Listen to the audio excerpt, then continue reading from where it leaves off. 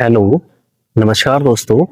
मेरा नाम राहुल सागर है और स्वागत है आप सभी का आपके अपने YouTube channel study with Rahul Sagar में। दोस्तों, आज की वीडियो जो होने वाली है आपकी एक ऐसी सीरीज शुरू करने जा रहे हैं हम, जिसमें हम आपको लगभग 6 से 7 क्लासेस होंगी हमारी, जो रूट वर्ड्स जिनमें हम कराने वाले हैं। आज उसी सीरीज का पार्ट 1 है, यानी कि क्लास 1 बोल सकते हो। ठीक है।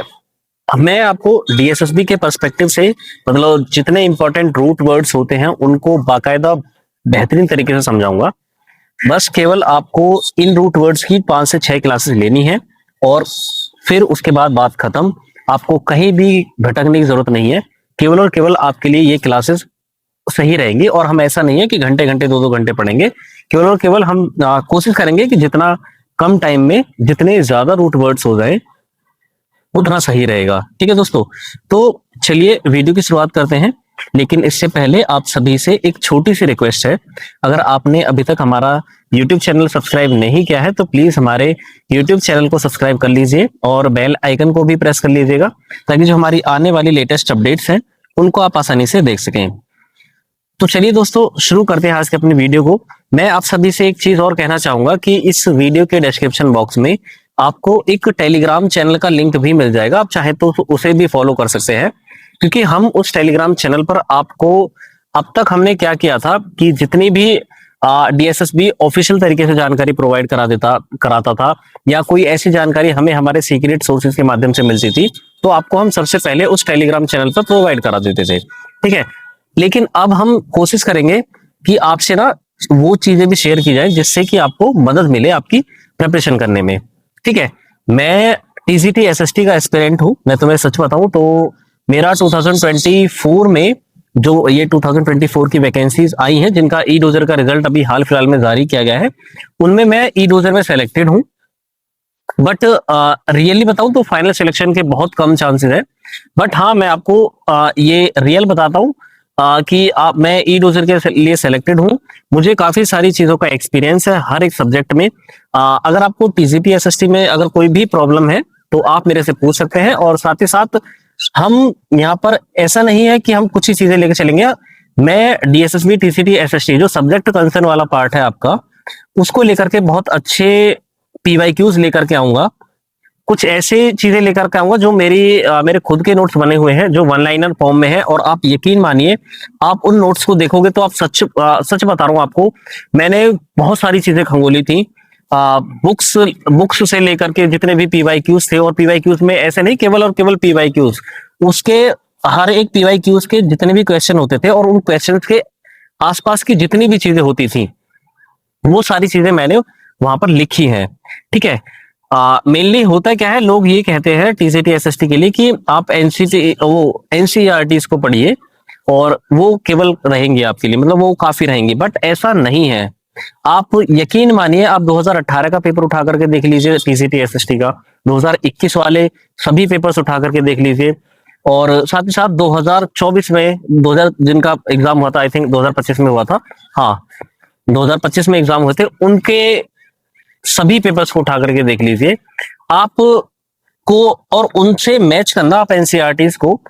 हालांकि मैं ये नहीं कह रहा हूं कि कंपलसरी नहीं है, मतलब आपको बहुत सारी चीजें आपका बेस बनाने के लिए एनसीईआरटी ही रहेंगी, लेकिन मल्टीपल क्वेश्चंस ऐसे आपको देखने के लिए मिलेंगे कि जो आउट ऑफ द सिलेबस भी बोल सकते हैं, आउट ऑफ द एनसीईआरटी भी बोल सकते हैं, और आप सोच नहीं सकते कि ये क्वेश्चन कहां से बनाया, कैसे पूछा है। ठीक है ना। तो ऐसी भी चीजें हैं। वो सारे क्वेश्चंस, वो सारे टॉपिक्स मैंने अपने नोट्स में लिखे हुए हैं वन लाइनर फॉर्म में, वो लेकर के आऊंगा। और साथ साथ एक ऐसी सीरीज भी शुरू करूंगा टीसीटी एसएसटी के लिए, जो पर्टिकुलर पीवाईक्यूज पर बेस्ड रहेगी। और उन लगभग ऐसे हम एक वीडियो के अंदर 10 क्वेश्चंस को रेज करेंगे, यानी कि 10 क्वेश्चंस को उठाएंगे, और उन 10 क्वेश्चंस को हम केवल ऐसे ही नहीं पढ़ेंगे।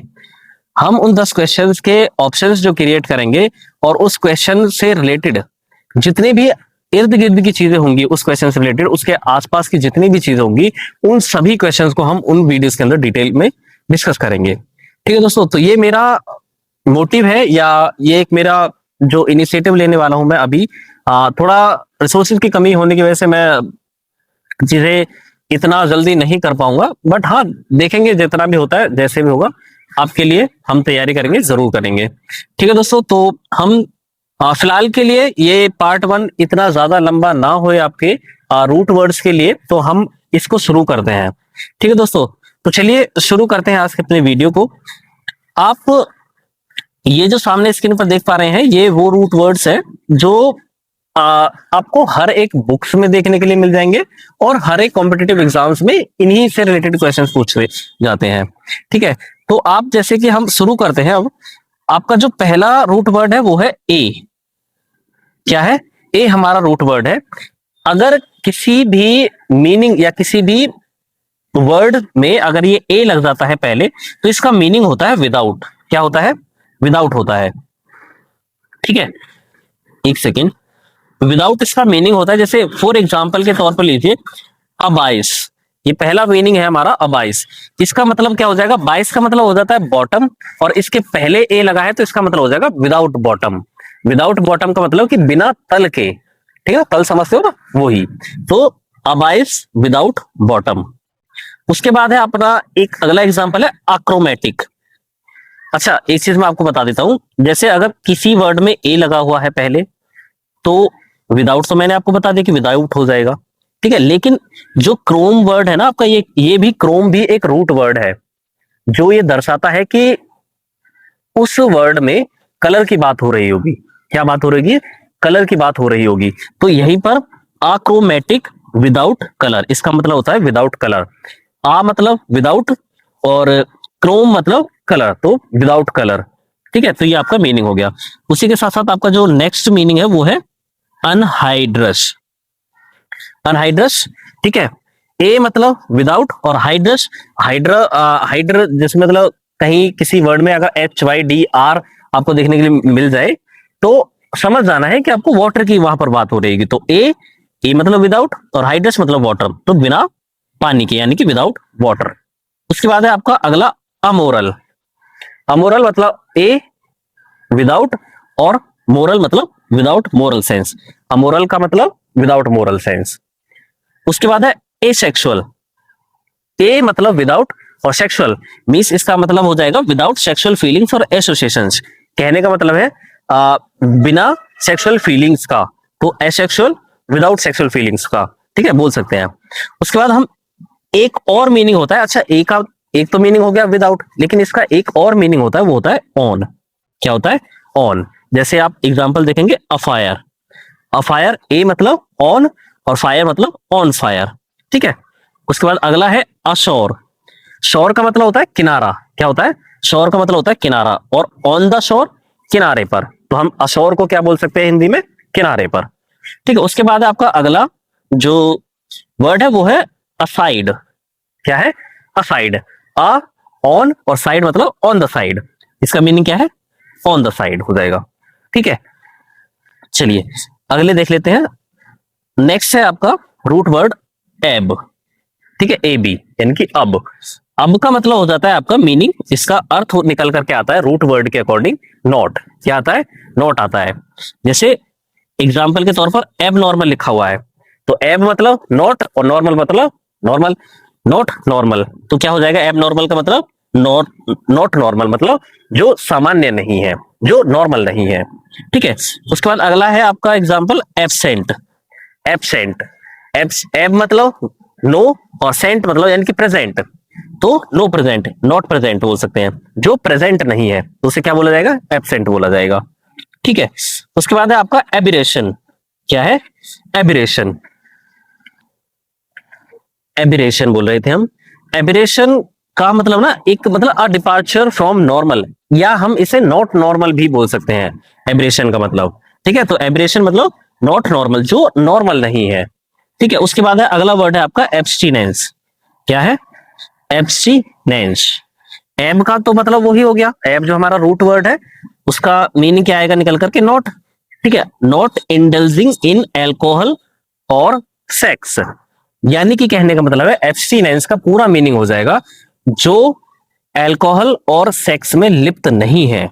ठीक है, तो उसे क्या कहेंगे? या ऐसा व्यक्ति बोल सकते हैं जो इंडल्ज नहीं है अल्कोहल और सेक्स में, यानी कि जो परहेज करता है, या व्रत बोल सकते हैं एक तरीके से, जो संयम रखता है अपनी फीलिंग्स पर, ठीक है, तो उससे क्या बोला जाएगा, एब्स्टिनेंस बोला जाएगा।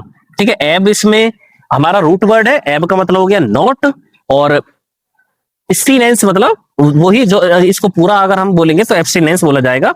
एब मतलब नॉट निकल करके आ रहा है, नॉट इंडल्जिंग इन एल्कोहल और सेक्स। ठीक है, उसके बाद हमारा अगला जो रूट वर्ड है वो है एक्रो। क्या है, एक्रो। मेनली किससे क्या मतलब होता है एक्रो का, एक्रो रूट वर्ड का मतलब होता है हाइट, या हम टिप भी बोल सकते हैं, या बिगिनिंग भी बोल सकते हैं। ठीक है, इसके 3 वर्ड याद रखिएगा। एक्रो का मतलब रूट वर्ड का मीनिंग हाइट से भी होता है, टिप से भी होता है, और बिगिनिंग से भी होता है। ठीक है, जैसे वर्ड देख लेते हैं हम, एग्जांपल एक्रोबेट।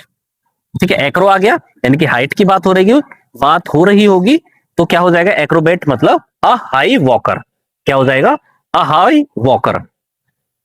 ठीक है, अच्छा वैसे अगर एक्रोबेट का मीनिंग बताएं तो वो क्या निकल करके आता है, हम बाजीगर बोल सकते हैं, और कलाबाज बोल सकते हैं। जो हाई वॉकर इसलिए बोला जाता है, आपने देखा होगा वो बहुत ऊंचे ऊंचे जब वो बांस टाइप बांध लेते हैं तो वो लाइक कलाबाज लोग कहलाते हैं ना, तो वो उस तरीके से बोला जा रहा है। ठीक है ना, तो एक्रोबेट हम किसको बोल सकते हैं, आ हाई वॉकर, या कलाबाज को बोल सकते हैं। ठीक है, उसके बाद हमारा जो नेक्स्ट एग्जाम्पल है वो है एक्रोनिम। एक्रोनिम का मतलब होता है शब्द संक्षेप। जैसे हमने लिखा, हम बोल देते हैं ना कि रैम, है ना, रैम की फुल फॉर्म क्या हो जाएगी, रैंडम एक्सेस मेमोरी।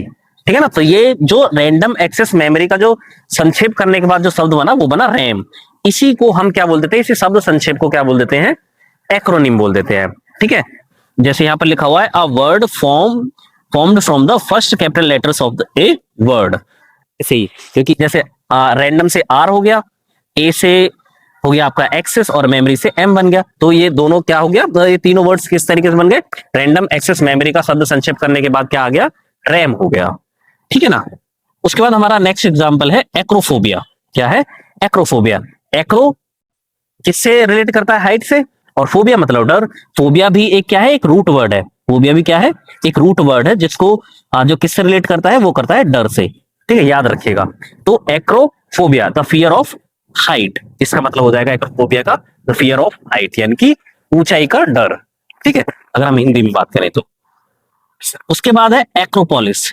एक्रोपोलिस क्या होगा, एक्रो का मतलब तो हाइट से ही हो गया, लेकिन पॉलिस क्या, एक्रोपोलिस का अगर हम मतलब निकालें तो a citadel in ancient Greek city built on a hill. इसका कहने का मतलब है, सिटाडेल को हम किला भी बोल सकते हैं, दुर्ग भी बोल सकते हैं। ठीक है, इसके कई मीनिंग निकलते हैं, लेकिन हम किला को लेकर के चलते हैं। एक ऐसा किला, यानी कि एक एंशिएंट ग्रीक सिटी में एक ऐसा किला जो पहाड़ी पर बना है, कहां पर, ऊंचाई पर बना हुआ है। ठीक है, तो इसे ही बोला जाएगा। एक्रो आ गया तो मतलब ऊंचाई पर बना है, और एक्रोपोलिस मतलब एक ऐसा सिटाडेल या एक ऐसा किला जो एंशिएंट ग्रीक सिटी में बुल्ट हुआ है हिल्स पर, यानी कि ऊंचाई पर बना हुआ है। ठीक है, तो एक्रोपोलिस मतलब एक्रो आ गया तो हमें पता चल गया कि एक्रो रूट वर्ड है, हाइट की बात हो रही होगी, तो एक्रोपोलिस मतलब a citadel in ancient Greek city built on a hill. ठीक है, उसके बाद हमारा जो नेक्स्ट रूट वर्ड है, नेक्स्ट रूट वर्ड है हमारा एयर, या एरो भी हम इसे बोल सकते हैं। ठीक है, या तो ए ई आर होगा या ए ई आर ओ होगा। ठीक है, जैसे हमारा फर्स्ट एग्जांपल दे रखा है, इसका अच्छा मीनिंग क्या होता है, इसका एयर ही होता है। ठीक है, क्या होता है, एयर, एयर मतलब हवा। एरेट, एरेट का मतलब होता है to let air reach something. Aerate का मतलब क्या होता है, to let air reach something. इसको ना, एरेट वर्ड को समझने से पहले हम एक चीज समझते हैं। हम ना एक वर्ड बोल देते हैं, एरेटिंग द सॉइल, मतलब सॉइल में जब हम मिट्टी की जुड़ाई वगैरह करते हैं ना, तो उसमें क्या करते हैं, उसमें छोटे छोटे छेद कर देते हैं, ताकि उसमें उन छोटे छोटे छेदों के थ्रू हवा प्रोसेस होती जाए, और उसमें जो वो हवा है वो मिट्टी में चली जाए, ताकि वहां मतलब एक तरीके से बोल सकते हैं कि मिट्टी को ऑक्सीजन मिल सके। तो उसी प्रोसेस को हम क्या बोलते हैं, एरेटिंग द सॉइल। ठीक है, तो एरेटिंग मतलब एयर की बात हो रही है तो हवा की बात हुई। ठीक है, तो सॉइल में हवा को पहुंचाना बोल सकते हैं, या एक तरीके से मिट्टी में ऑक्सीजन को देना बोल सकते हैं। ठीक है, तो एरेटिंग द सॉइल। उसके बाद एरियल, एरियल उस चीज को कहा जाता है जो एयर से रिलेटेड होती है। ठीक है, उसके बाद हमारा नेक्स्ट एग्जांपल है एरोस्पेस। क्या है, एरोस्पेस। एरोस्पेस मतलब द एयर स्पेस, एयर मतलब हवा का स्पेस, मतलब हवा में स्पेस, या एक तरीके से बोल सकते हैं अंतरिक्ष बोल सकते हैं, ठीक है ना। उसके बाद है आपका एरो से एयर, मतलब हवा में जो स्पेस है वो। उसके बाद है हमारा नेक्स्ट एग्जांपल एरोनॉट। एरोनॉट किसे बोलते हैं? एरोनॉट का जो हिंदी मीनिंग है वो होता है विमान चालक, ठीक है। विमान चालक मतलब एरो मतलब एयर से हमने कनेक्ट कर लिया, तो क्या हो गया इसका जो मीनिंग हो जाएगा, someone who operates an aircraft. Aeronaut किसे कहा जाएगा? वो व्यक्ति जो ऑपरेट करता है किसी एयरक्राफ्ट को, एक एयरक्राफ्ट को, ठीक है ना। तो एरोनॉट, एरो मतलब आपका एयर से जुड़ गया, नॉट मतलब चालक, विमान चालक, सही है। उसके बाद है हमारा अगला एग्जांपल एरोडायनेमिक्स। क्या है? एरोडायनेमिक्स। एरोडायनेमिक्स क्या है? ये जो है इसे वैसे एरोडायनेमिक्स को हिंदी में वायु गतिकी कहा जाता है। क्या कहा जाता है? वायु गतिकी कहा जाता है। ये है क्या वायु गतिकी या एरोडायनेमिक्स है क्या? ये साइंस की एक शाखा है। क्या है?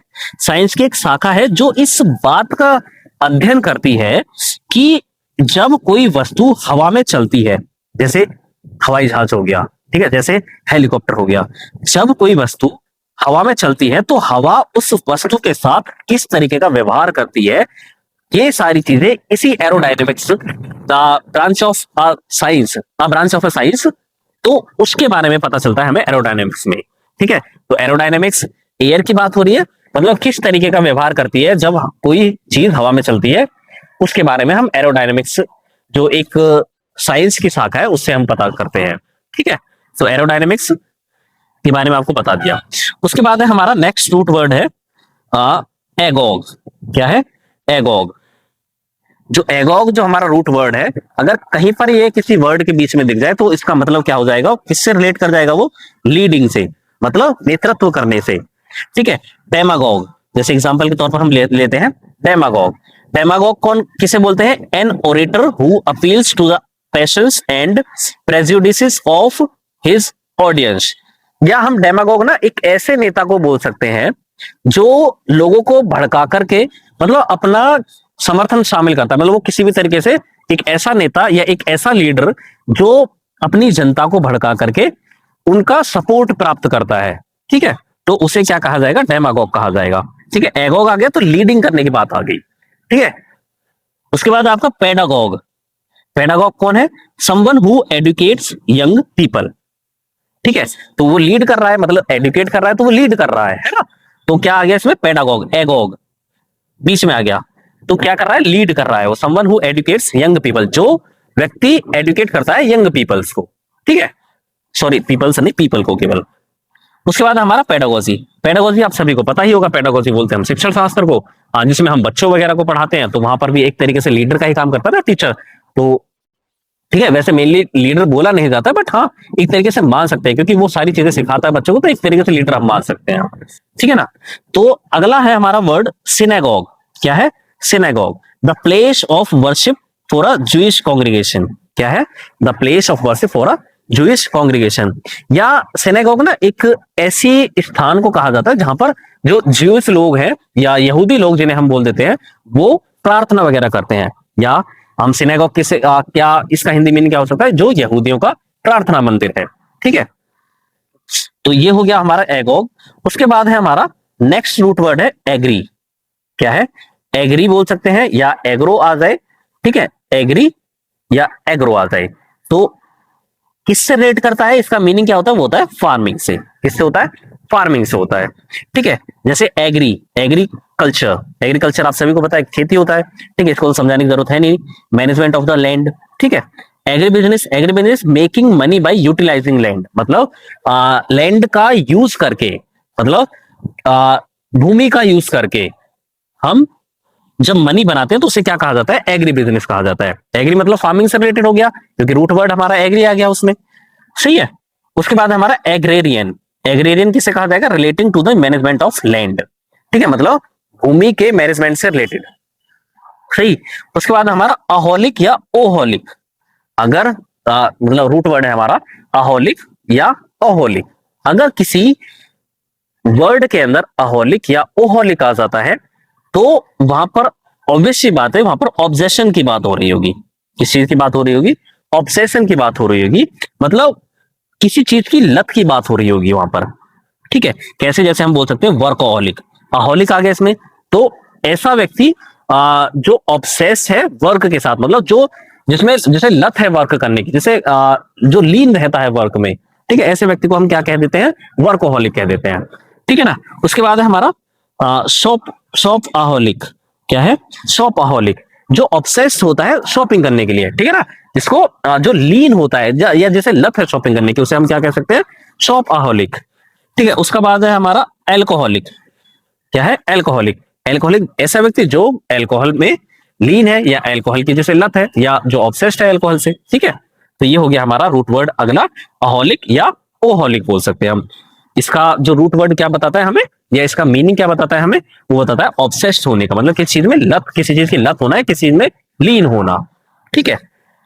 अगला हमारा रूट वर्ड है एल्ग या एल्गो, जो किससे रिलेट करता है, जिसका मीनिंग है पेन, ठीक है। जैसे neuralgia, neuralgia pain caused by a nerve, मतलब पेन जो किसी नर्व की वजह से हो, मतलब जिसका कारण नर्व हो, तो क्या हो जाएगा, न्यूरो। न्यूरो जहां पर NE और UR आ जाए तो वहां पर न्यूरो, मतलब नर्वस सिस्टम की बात हो रही होगी, ये भी एक रूट वर्ड है, ठीक है। इस चीज को हम आगे समझेंगे, बट यहाँ पर हमें न्यूरोल्जिया समझना है। तो न्यूरोल्जिया मतलब एल का आ गया, ALG आ गया, तो यहाँ पर पेन की बात हो रही है, pain caused by a nerve, ठीक है। उसके बाद हमारा एनाल्गेसिक। क्या है, एनाल्गेसिक। एनाल्गेसिक को हम पेन किलर भी बोल सकते हैं, क्या बोल सकते हैं, पेन किलर भी बोल सकते हैं। A drug that makes one pain free, मतलब एक ऐसा ड्रग, या एनाल्गेसिक किसे हम बोल सकते हैं, एक ऐसा ड्रग जो पेन से फ्री करता है, मतलब जो हमें दर्द से मुक्त करता है, ठीक है ना। उसके बाद हमारा नॉस्टैल्जिया वर्ड, आपने देखा होगा ये जो सोशल मीडिया प्लेटफॉर्म्स है उन पर बहुत ट्रेंडिंग में है नॉस्टैल्जिया वर्ड। नॉस्टैल्जिया वर्ड है क्या, आज हम इसको समझेंगे। नॉस्टैल्जिया वर्ड, इसको हम देखेंगे एकिंग फॉर फैमिलियर, इसको भाड़ में जाने दीजिए, मैं समझाता हूं आपको है क्या नॉस्टैल्जिया। नॉस्टैल्जिया है खुशी और उदासी का मिश्रण। अब ये मिश्रण कैसे, जब हम मान करके चलिए, हम जब पुरानी यादों को सोचने बैठ जाते हैं, तो हमें क्या होता है, खुशी भी मिलती है और थोड़ा उदास भी हम हो जाते हैं, है ना। क्या, कि भाई हम ऐसा किया करते थे, ठीक है, लेकिन काश अब वो दिन याद, मतलब काश वो दिन वापस आ जाए, है ना। तो वो खुशी और उदासी दोनों का जो मिश्रण है उसे नॉस्टैल्जिया बोला जाता है। क्या बोला जाता है, नॉस्टैल्जिया बोला जाता है, ठीक है ना। तो खुशी और उदासी का मिश्रण, जब आप अपने बीते हुए समय को याद करके दर्द, खुशी और थोड़ी सी उदासी महसूस करते हैं, तो उसे क्या बोलते हैं, नॉस्टैल्जिया, या उसी फीलिंग को हम क्या बोल देते हैं, नॉस्टैल्जिया बोल देते हैं, ठीक है दोस्तों। तो ये हो गए आपके काफी सारा वर्ड हो गए। उसके बाद हम अगले वर्ड्स की तरफ देखें, तो अगले वर्ड्स हैं आपके एमबी एंड एम्फी, ठीक है। ये दोनों ही वर्ड्स एमबी और एम्फी दोनों किसका अर्थ देते हैं, बोथ का। बोथ मतलब दोनों, या ऑन बोथ साइड यानी कि दोनों साइड, या अराउंड यानी कि चारों ओर, ठीक है।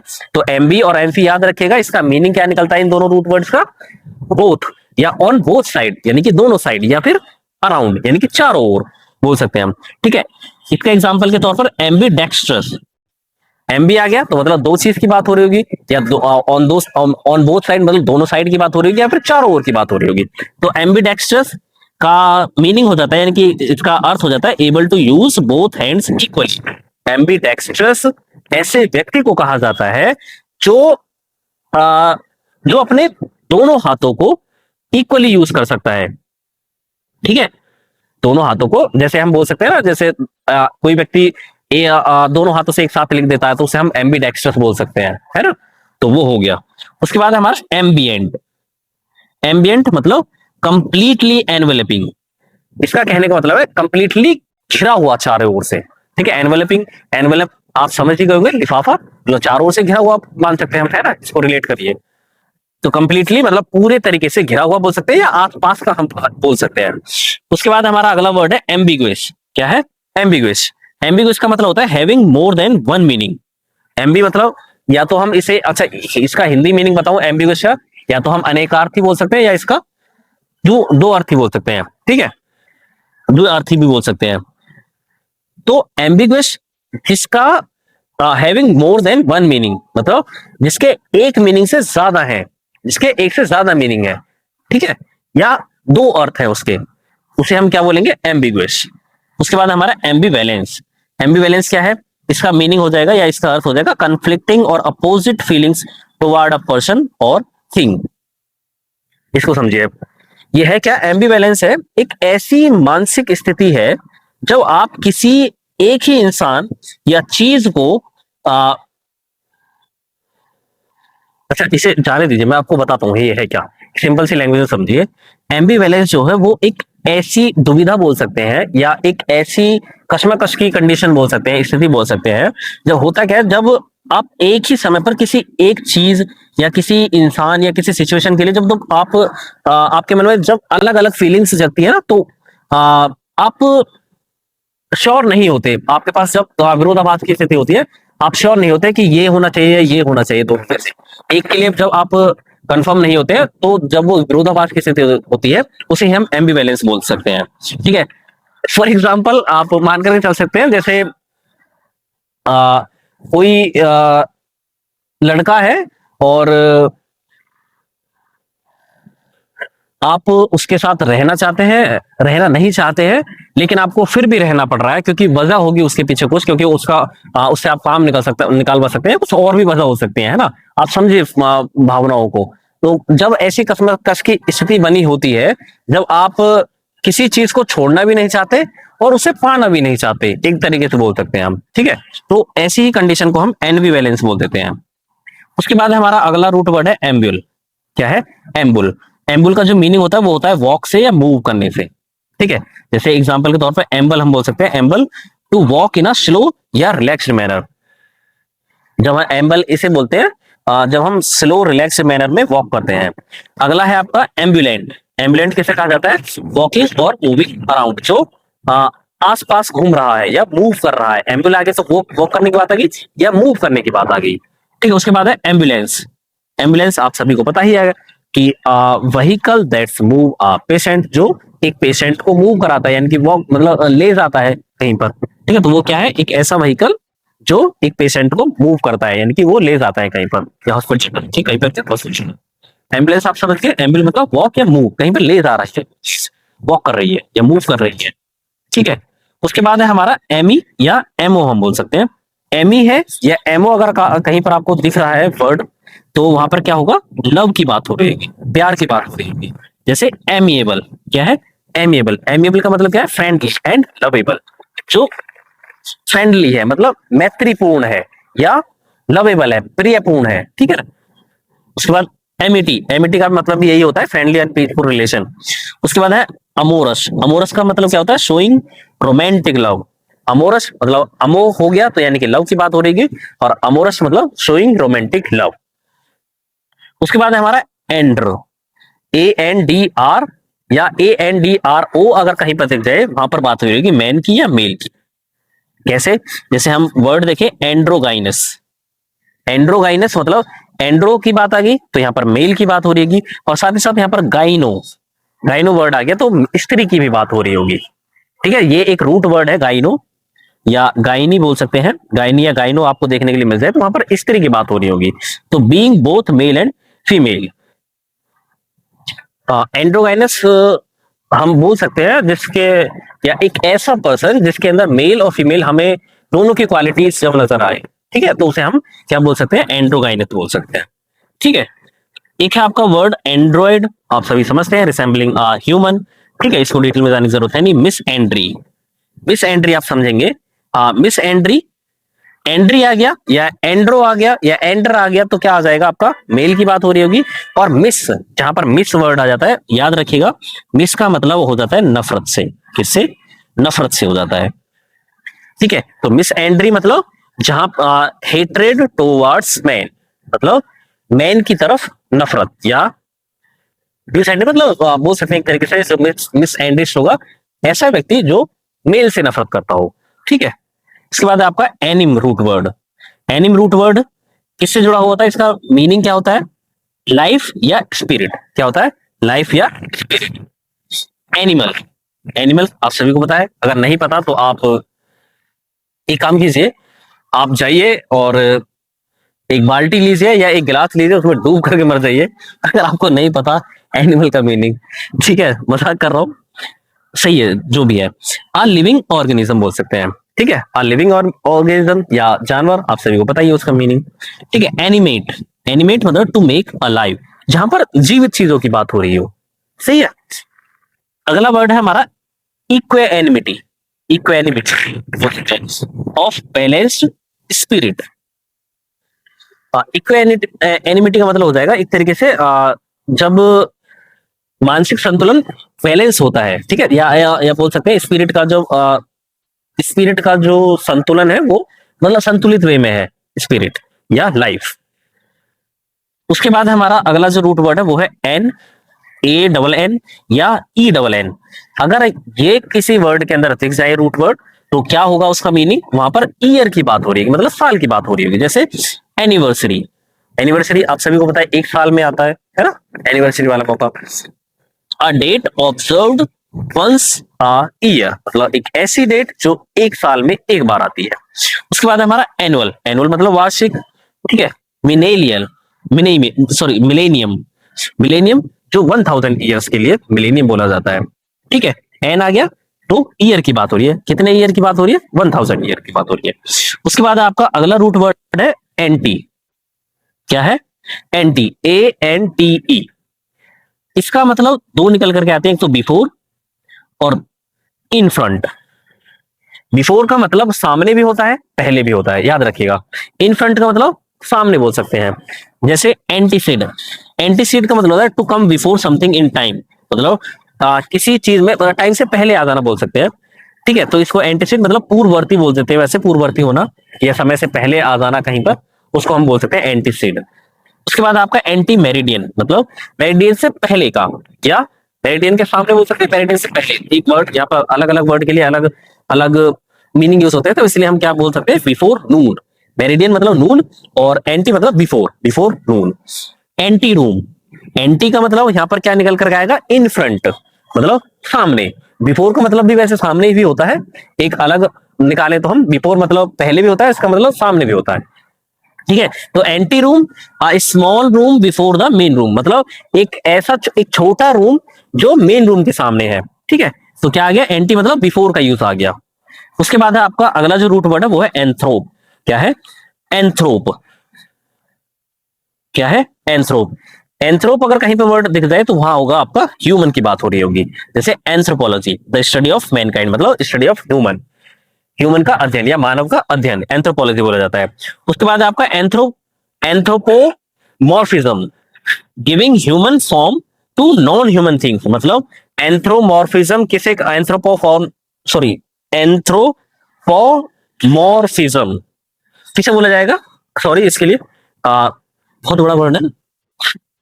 तो एंथ्रोपोमॉर्फिज्म गिविंग ह्यूमन फॉर्म, मतलब किसी नॉन ह्यूमन थिंग को ह्यूमन फॉर्म देना, एक मानव का रूप देना, ठीक है। किसी नॉन मानव मतलब नॉन ह्यूमन थिंग को एक ह्यूमन फॉर्म देना, ठीक है, उसे क्या कहा जाएगा, एंथ्रोपोमॉर्फिज्म।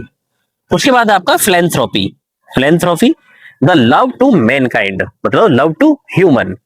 फिल भी एक रूट वर्ड है, फिल जो रूट वर्ड है वहां पर अगर दिख जाए कहीं किसी वर्ड में, तो वहां पर क्या बात हो रही होगी, लव की बात हो रही होगी, प्यार की बात हो रही होगी, ठीक है। तो फिलेंथ्रोपी या फिलएंथ्रोपी किसे बोला जाएगा, द लव टू मैनकाइंड। उसके बाद आपका एंटी, एंटी रूट वर्ड आप सभी को पता है, जैसे हम एंटीसेप्टिक बोल देते हैं या एंटीबॉडी बोल देते हैं, ठीक है। तो ये सभी क्या होते हैं, अगेंस्ट होते हैं किसी चीज के। जैसे हम बोल दें एंटीसेप्टिक, तो एंटीसेप्टिक मतलब जो इन्फेक्शन को प्रिवेंट करे, मतलब उसके अगेंस्ट खड़ी हो जाए, ठीक है, उसके अपोजिट हो। तो एंटी का मतलब क्या हो जाता है, अगेंस्ट भी लगा सकते हैं हम या अपोजिट भी लगा सकते हैं। तो antibody a substance that destroy micro organism, antibody क्या बोलते हैं, एक ऐसा सब्सटेंस जो डिस्ट्रॉय कर सकता है माइक्रो ऑर्गेनिज्म। अगला है आपका एंटीसेप्टिक, जो प्रिवेंटिंग इन्फेक्शन, एंटी मतलब जो अगेंस्ट खड़ा है इन्फेक्शन के, सेप्टिक मतलब इन्फेक्शन, ठीक है। एंटी सोशल, सोशल के अगेंस्ट मतलब समाज के अगेंस्ट, सोशल नॉर्म्स के अपोज करने वाला, ठीक है, एंटी सोशल हम उसे बोल देते हैं, ठीक है ना। उसके बाद है आपका नेक्स्ट रूट वर्ड है एक्वा, उसको हम किससे रिलेट करते हैं, वाटर से। उसका मतलब क्या होता है, वाटर। जैसे एक्वेरियम, एक्वेरियम आप सभी को पता है, अ वाटर कंटेनर फॉर फिश। देखा है ना आपने, जिसमें एक छोटा सा कंटेनर होता है और उसमें फिश घूमती रहती है, उसे एक्वेरियम बोला जाता है, ठीक है। उसके बाद है आपका aquatic, relating to water. Aqua मतलब वाटर की बात हो रही है, aquatic relating to water. Aqueduct, aqueduct pipeline for water, एक पाइपलाइन जो वाटर के लिए है। एक्वे की बात हो रही है तो वहां पर वाटर यूज होगा, मतलब वाटर अर्थ होगा। उसके बाद है आपका आर्बर, क्या है आर्बर, आर्बर की बात हो रही है, यानी कि आर्बर एक रूट वर्ड है। अगर किसी वर्ड में आर्बर आ रहा है तो वहां पर ट्री से रिलेटेड होगा वो, जैसे आर्बरिस्ट, आर्बरिस्ट मतलब समवन वर्किंग विद ट्रीज, कोई व्यक्ति जो ट्रीज के साथ वर्क करता है, ठीक है, कुछ भी काम को वो हो सकता है, उसे आर्बरिस्ट बोलते हैं। आर्बर, आर्बर क्या बोला जाएगा, अ shady area formed by the trees. आपने देखा होगा जो शेडी एरिया मतलब छाया वाला एरिया या छाया वाला क्षेत्र जो एक ट्री के द्वारा बनाया जाता है, यानी कि एक पेड़ के द्वारा बनाया जाता है, ठीक है, उसे हम आर्बर बोल देते हैं। उसके बाद आपका आर्बोरस, आर्बोरस हैविंग मेनी ट्रीज, मतलब कई सारे पेड़ पौधे, उसे हम आर्बोरस बोल देंगे, ठीक है। उसके बाद आपका नेक्स्ट रूट वर्ड है आर्क या आर्की, हम बोल सकते हैं। आर्क और आर्की के अलग अलग मीनिंग्स निकलते हैं, जैसे हम चीफ भी बोल सकते हैं या मोस्ट इंपॉर्टेंट भी बोल देते हैं या रूल भी बोल सकते हैं, ठीक है, याद रखिएगा, बहुत इंपॉर्टेंट रूट वर्ड है। आर्क का मतलब चीफ भी होता है, मोस्ट इंपॉर्टेंट भी होता है और रूल से रिलेटेड भी होता है, जैसे arc bishop, arc bishop the highest ranking bishop. अच्छा, आर्क बिशप को मैं बता देता हूँ, ये होता क्या है, शायद चर्च वगैरह में एक पादरियों में हाईएस्ट रैंक होती है, उसे हम आर्क बिशप बोलते हैं, ठीक है। उसके बाद है आपका आर्क एनिमी, आर्क एनिमी यानी कि आर्क का मतलब हमने चीफ से लगा लिया और वर्स्ट, चीफ और वर्स्ट एनिमी, एनिमी मतलब दुश्मन, मतलब जो मुख्य दुश्मन है, ठीक। उसके बाद आपका मैट्रियार्क, मैट्रियार्क, मैट्रियार्क मतलब a female who rules a group. Matri मतलब मात्रा, मतलब मात्रा से हम लगा सकते हैं या फीमेल से लगा सकते हैं, ठीक है, तो एक ऐसी फीमेल जो रूल करती है एक ग्रुप पर। पैट्रियार्क, पैट्रियार्क आप सभी से पता है, पैतृक सत्ता, मतलब जहां पर पापा बड़े होते हैं किसी ग्रुप में या किसी हम मतलब फैमिली में तो पापा होते हैं, मतलब जहां पर मेल का राज हो बोल सकते हैं, ठीक है, पैट्रियार्क। और जहां पर फीमेल का राज हो उसे मैट्रियार्क बोल सकते हैं। मोनार्क, मोनार्क जहां पर एक किंग और क्वीन क्या करते हो, रूल चलाते हो, उसे हम मोनार्क बोल देते हैं, ठीक है दोस्तों। तो चलिए वीडियो को थोड़ा लंबा नहीं खींचते हैं, बस इतना ही हम आज के लिए करते हैं। हालांकि ये वीडियो इसलिए लंबी हो चुकी है क्योंकि काफी सारी चीजें मैंने आपको डिस्कस की थी आगे शुरुआत में ही। अगर आपको ये वीडियो पसंद आई है, आप चाहते हैं मैं कुछ सुधार करूं इसी चीज में, तो आप मुझे कमेंट सेक्शन में भी बता सकते हैं। आपको कहीं पर मैं गलत लगा हूं तो भी आप मुझे कमेंट सेक्शन में बता सकते हैं, और आप ये भी बता सकते हैं कि आपको क्लासेस कैसी लग रही हैं। आपको अच्छी लगे तो प्लीज लाइक कर दीजिएगा ताकि मैं आगे भी और मुझे मोटिवेशन मिले, ठीक है दोस्तों। तो चलिए बस यही थी हमारी थी वीडियो। आई होप आपको ये वीडियो पसंद आई होगी। वीडियो पसंद आई है तो प्लीज वीडियो को लाइक, शेयर और हमारे यूट्यूब चैनल को सब्सक्राइब भी कर लीजिएगा, ताकि जो हमारी आने वाली लेटेस्ट अपडेट्स है उनको आप आसानी से देख सकें। तो चलिए दोस्तों, thanks and thanks for watching.